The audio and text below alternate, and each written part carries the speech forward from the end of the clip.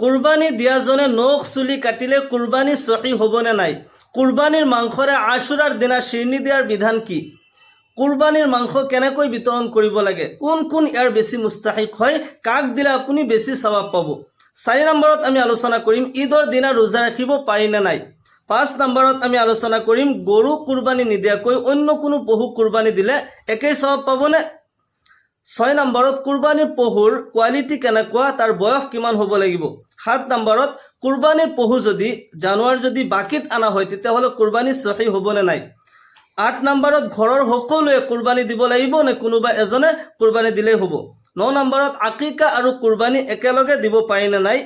10 নম্বৰত মৃত ব্যক্তিৰ নামত কুরবানি দিলে কুরবানি সহি হ'বনে নাই। এই 10টা মাসআলা আজি আমি আলোচনা কৰিম। মনোযোগ দি কথাখিনি শুনিব। আমি কোৰআন আৰু হাদিসৰ পৰা ক্লিয়াৰলি ভাবে এই মাসআলাখিনি আলোচনা কৰাৰ চেষ্টা কৰিম। মোৰ প্ৰিয় দিনী ভাই বন্ধুসকল, মোৰ অতি শ্ৰদ্ধাৰ মা আৰু ভনীসকল, আমি প্ৰথমতে জানিম কুৰবানিটো কি।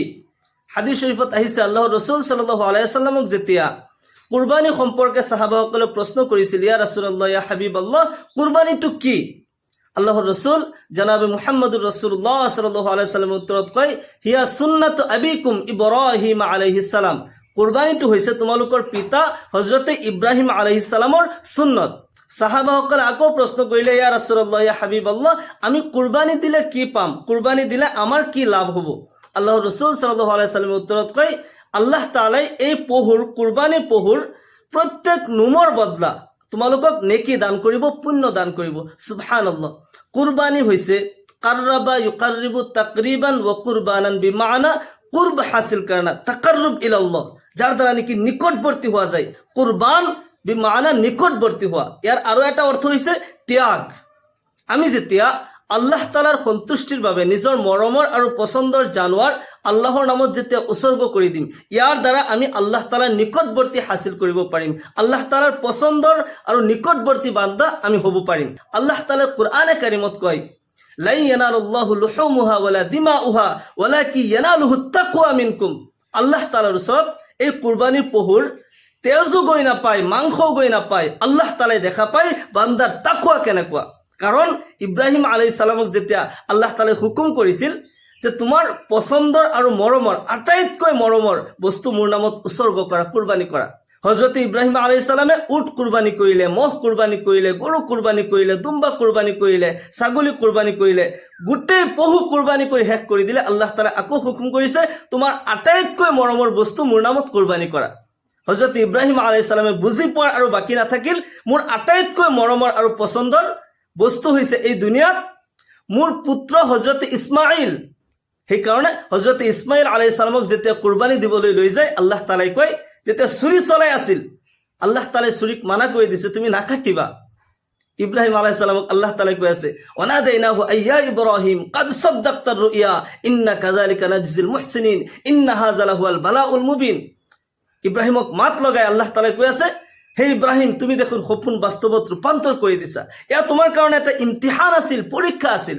তোমাৰ তাকওয়া কেনেকুৱা আল্লাহ তাআলাই আসলে তাকওয়াটো দেখা পায়। আল্লাহ তাআলাই কয়, এই জানোৱাৰ তুমি লৈ যোৱা। দুম্বা যেতিয়া কুৰবানি হৈ গ'ল, আল্লাহ তাআলাই কৈ আছে, তুমি লৈ যোৱা, তোমাৰ কাৰণে এটা উপহাৰ দিয়া হ'ল, তুমি নিজেও খোৱা, তোমাৰ ওচৰ চুবুৰীয়া ৰিষ্টেদাৰ সকলক লৈ তুমি ফূৰ্তি কৰা, আনন্দ কৰা।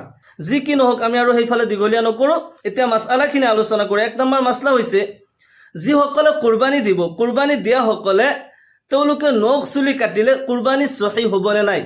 মুসলিম শৰীফৰ ৰিওয়ায়ত হয়, হযৰত উম্মে সালমা ৰাদিয়াল্লাহু আনহাৰ পৰা বৰ্ণিত, আল্লাহৰ ৰাসূল সাল্লাল্লাহু আলাইহি ওয়াসাল্লাম ইৰশাদ কৰে, যেতিয়া জিলহজ মাহ আৰম্ভ হৈ যায় আৰু তোমালোকৰ মাজৰ পৰা যিসকলে কুৰবানি দিম বুলি নিয়ত কৰিছা, কুৰবানিৰ ইৰাদা কৰিছা, তেওঁলোকে যাতে নখ চুলি এইবোৰ নাকাটে। ইয়াৰ মতলব হৈছে যিসকলে কুরবানি দিব তেওঁলোকে যদি নখ চুলি নাকাটে তেওঁলোকে সওয়াব পাব। হানাফি মাযহাবত দুৰে মুখতাৰত স্পষ্ট ফতোয়া দিয়া হৈছে, যদি কোনোবাই নখ কাটেও এয়া খিলাফে আউলা হয়, ভাল কথা নহয়। যিসকলে কুরবানি দিব তেওঁলোকে যদি নখ চুলি কাটি দিয়ে তেতিয়াহ'লে এয়া খিলাফে আউলা, তাৰ কাৰণে গুনাহ নহয় অথবা কুৰবানি সহি নহ'ব, তেনেকুৱা কথা নহয়। জিলহজ মাহৰ এই 10 দিন যদি তেওঁলোকে নখ চুলি এইবোৰ নাকাটাকৈ থাকে তেওঁলোকে মুস্তাহাবৰ সওয়াব পাব। এয়া পছন্দনীয় এটা আমল। যদি কোনোবাই কাটেও, নখ দীঘল হৈছে কাটিবই লাগিব, আগত যদি কাটা নাই, যদি কাটিছে এয়া খিলাফে আউলা। খিলাফে আউলা মানে হৈছে যে ভাল কথা নহয়, কাটিব পাৰে, তাৰ কাৰণে গুনাহগাৰ আপুনি নহয়, ইয়াত তানজিহি মুমানিআত হয়। 2 নম্বৰ মাসলাটো হৈছে কুৰবানীৰ মাংসৰে আশুৰাৰ দিনা শ্ৰেণী দিয়াৰ বিধান। কিছুমান জাগাত এনেকুৱা চলি থাকে, মই নিজেও দেখা পাইছো, কুৰবানীৰ মাংসটো ফ্ৰিজত ৰাখি থৈ বহুত দিনলৈকে ৰাখে অথবা শুকাই থৈ দিয়ে, আৰু আশুৰাৰ দিনা তেওঁলোকে কিবা এটা শ্ৰেণী বনাই দিয়ে, আৰু এইটো বাধ্যতামূলকভাৱে বনাই লৈছে। এনেকুৱা কোনো নিয়ম শৰীয়তত নাই যে কুৰবানীৰ মাংসৰে যে আশুৰাৰ দিনা শ্ৰেণী দিলে কুৰবানী সহি হ'ব, কুৰবানীৰ সওয়াব পাব, নহ'লে নাপায়, তেনেকুৱা কথা নহয়। কুৰবানীৰ মাংসৰে আশুৰাৰ দিনা শ্ৰেণী আপুনি দিব পাৰে, জায়েজ আছে, কিন্তু এইটো এটা নিয়ম যদি বনাই লয় তেতিয়াহ'লে এয়া বিদআত হয়। আৰু কুল্লু মুহদাসিন বিদআ ও কুল্লু বিদআতিন জলালা ও কুল্লু জলালাতিন ফিন্নার, সকলো নতুন বস্তু কিন্তু বিদআত হয়, আৰু বিদআত গুমৰাহী হয়, আৰু গুমৰাহীৰ দ্বাৰা মানুহ জাহান্নামত যায়। কোনো নিয়ম যাতে নিজৰ ফালৰ পৰা আমি বনাই নিদিওঁ। শৰীয়ত হৈছে, শৰীয়তে ইছলাম হৈছে মুআতাদিল, দৰমিয়ান, ইফৰাত তফৰিত নহয়। শৰীয়তে ইসবি, শৰীয়তে মুসবিৰ দৰে নহয়। শৰীয়তে মুহাম্মাদী যিটো মুআতাদিলৰ ভিতৰত, মুআতাদিলৰ ওপৰত, সিৰাতে মুস্তাকিম যাক কোৱা হয়, সিধা ৰাস্তাত চলা, যিটো কোৰআন আৰু হাদিছত আহিছে, কোৰআন আৰু সহিহ হাদিছত থাকাখিনি আমল কৰা, আৰু ইয়াত কোনো কমি নকৰিবা, আৰু শৰীয়তত কোনো নিয়ম নিজৰ ফালৰ পৰা বনাই নিদিবা, সেয়া বিদআত হয়। তাৰ কাৰণে গুমৰাহীত পৰি যাবা, আৰু গুমৰাহীয়ে তোমাক জাহান্নামত লৈ যাব। গতিকে এনেকুৱা নিয়ম বনাই লোৱাটো উচিত নহয়। হয়, কুৰবানীৰ মাংস আপোনাৰ আছে, বহুত দিনলৈ খাই আছে, যদিও ৰৈ গৈছে আৰু ভাবিছে আশুৰাৰ দিনা মানুহ কিছু জমা হৈছে আৰু তাৰ কাৰণে শ্ৰেণীও বনাই দিওঁ, তাৰ কাৰণে নাজাইজ আমল নহয়, কিন্তু এইটো এটা নিয়ম বনাই লোৱাটো নাজাইজ হয়, নিয়ম বনাই ল'ব নোৱাৰে। 3 নম্বৰ মাসলাটো হৈছে কুৰবানীৰ মাংসৰ বিতৰণ। কুৰবানীৰ মাংস যদি কুৰবানী দিয়াৰ পিছত অকল গোটেইখিনি মাংস আপুনি নিজেও খাই দিয়ে, আপোনাৰ কুৰবানী সহি হৈ যাব, কিন্তু ইয়াৰ দ্বাৰা কিমানখিনি সওয়াব পাব তাৰ কোনো গ্যাৰাণ্টি নাই। সেইকাৰণে মুস্তাহাব আৰু পছন্দনীয় আমল হৈছে যে আমি যেতিয়া কুৰবানী দিওঁ, কুৰবানীৰ মাংসটো 3টা ভাগ কৰোঁ।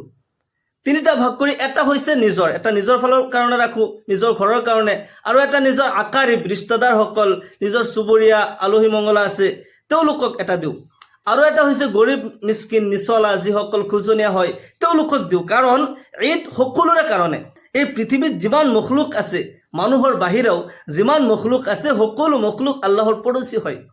আল খালকু ইয়ালুল্লাহ ফাহাব্বুল খালকি ইলাল্লাহ মান আহসানা ইলা ইয়ালিহি। সকলো মখলুক আল্লাহৰ পৰচি হয়, ৰিষ্টেদাৰ হয়, আৰু আল্লাহ তাআলাই সেইজন বান্দাক বেছি ভাল পায় যিজনে আল্লাহৰ পৰচিৰ লগত ভাল ব্যৱহাৰ কৰে, ভাল আচৰণ কৰে। সুবহানাল্লাহ। সেইকাৰণে কুৰবানী দি মাংসটো যদি মই অকলেই খাওঁ, ইয়াৰ দ্বাৰা কিমানখিনি সওয়াব পাম তাৰ কোনো গ্যাৰাণ্টি নাই। কিন্তু যদি ওচৰ চুবুৰীয়াসকলক দিওঁ, গৰীব দুখীয়াসকলক দিওঁ, তেওঁলোকৰোতো হক হয়। আল্লাহ তাআলাই কাৰোবাক যেতিয়া ধনৱান বনায়, কাৰোবাক যেতিয়া ধন সম্পত্তি দিয়ে, তাৰ ওপৰত গৰীব মিসকিনৰো হক থাকে, আমি সেই হকো আদায় কৰিব লাগে, তেতিয়াহে আমি কুৰবানীৰ বেছি সওয়াব পাম। কুৰবানীৰ মাংসটো 3টা ভাগ কৰাৰ চেষ্টা কৰিব, সকলোৱে 3টা ভাগ কৰিব। 4 নম্বৰ মাসলাটো হৈছে ঈদৰ দিনা ৰোজা ৰাখা।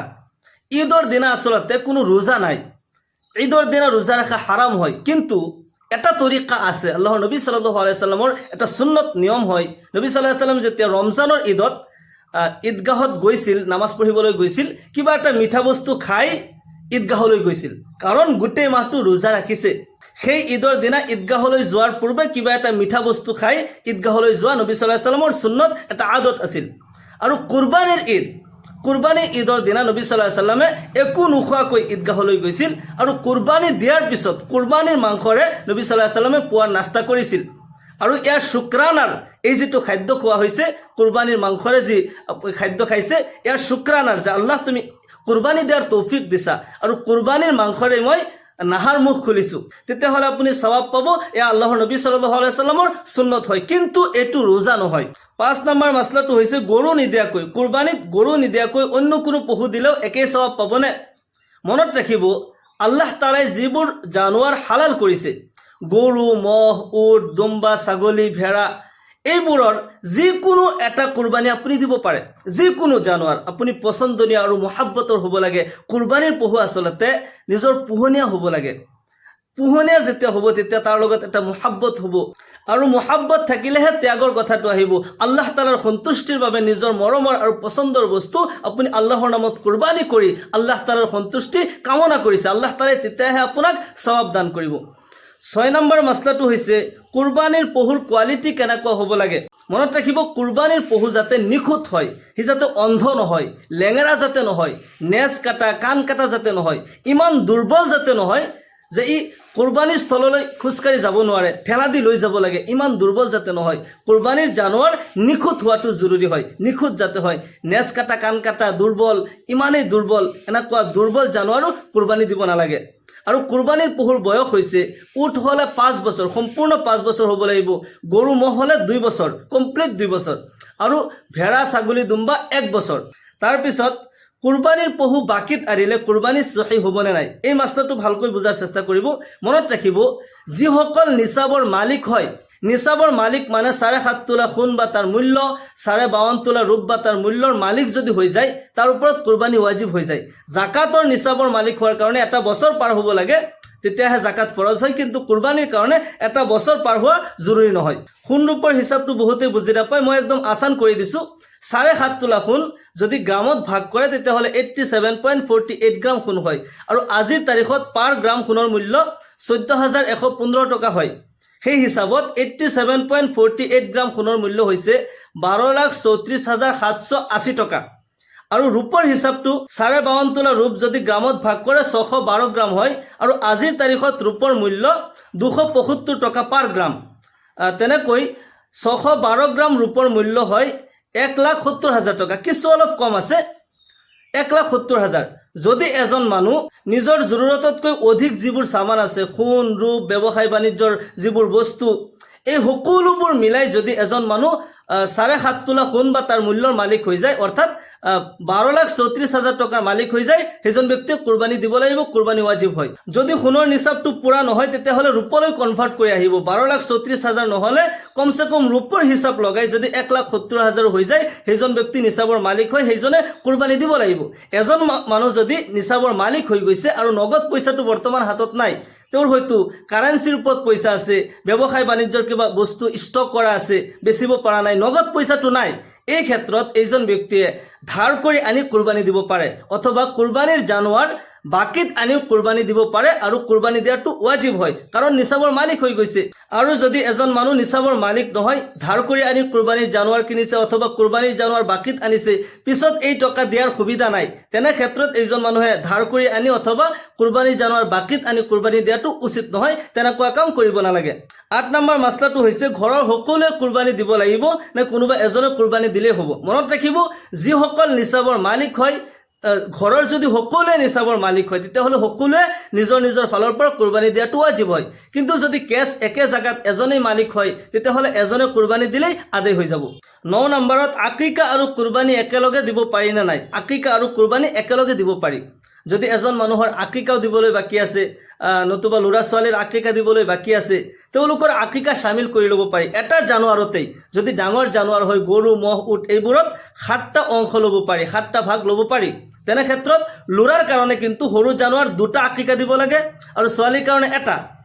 তেনেকুৱাকৈ যদি ডাঙৰ জানুৱাৰ কুৰবানি দিয়া আছে, ল'ৰাৰ কাৰণে 2টা হিস্সা, এজন ল'ৰাৰ কাৰণে 2টা হিস্সা ল'ব, আৰু ছোৱালীৰ বাকী থাকিলে এটা হিস্সা ল'ব। এনেকুৱাকৈ 7টা ভাগ যেহেতুকে ল'ব পাৰি, ডাঙৰ জানুৱাৰত আকিকা আৰু কুৰবানি একেলগে দিব পাৰি। আৰু এই মাংস একে সমানে কুৰবানিৰ মাংস যিদৰে আপুনি 3টা ভাগ কৰিব, ঠিক তেনেদৰে আকিকা আৰু কুৰবানিৰ মাংস একেলগে কৰি 3টা ভাগ কৰি গৰীব মিস্কিনক এটা দিব, নিজৰ ৰিষ্টেদাৰক এটা দিব, এটা নিজে ৰাখিব, আৰু যাৰ কাৰণে আকিকা দিছে তেওঁ এই মাংস খাব পাৰে, আকিকাৰ মাংস খাব পাৰে, কুৰবানিৰ মাংস খাব পাৰে। মিক্সিং মাংসটো থাকিব, আৰু আকিকাৰ মাংস কুৰবানিৰ মাংসৰ হুকুমতেই, আৰু আকিকা যাৰ নামত দিছে তেওঁ এই মাংস খাব পাৰে, কোনো প্ৰব্লেম নাই।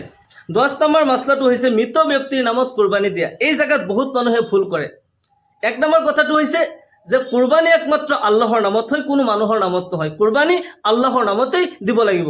ইন্না সলাতি ওয়া নুসুকি, কুল ইন্না সলাতি ওয়া নুসুকি ওয়া মাহইয়ায়া ওয়া মামাতি লিল্লাহি রাব্বিল আলামিন। আল্লাহ তাআলাই কয়, হে নবী আপুনি কৈ দিয়ক, মোৰ নামাজ, মোৰ কুৰবানি, মোৰ জীৱন, মোৰ মৰণ একমাত্ৰ আল্লাহ ৰাব্বুল আলামিনৰ নামত, আল্লাহৰ বাবেই।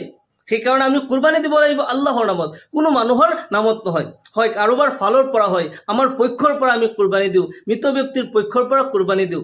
এই জায়গাত বেছিভাগ মানুহে যেটো ভুল কৰে সেইটো হৈছে যে কুৰবানি আপোনাৰ ওপৰত ৱাজিব হৈছে। ফৰ এক্সাম্পল, এজন মানুহ নিচাবৰ মালিক হৈছে, সেইজনে কুৰবানি দিয়াটো ৱাজিব, তেওঁ কি কৰিছে, মৃত মা বাবা দাদা দাদী তেওঁলোকৰ ফালৰ পৰা ইছালে সবৰ কাৰণে কুৰবানী দিছে।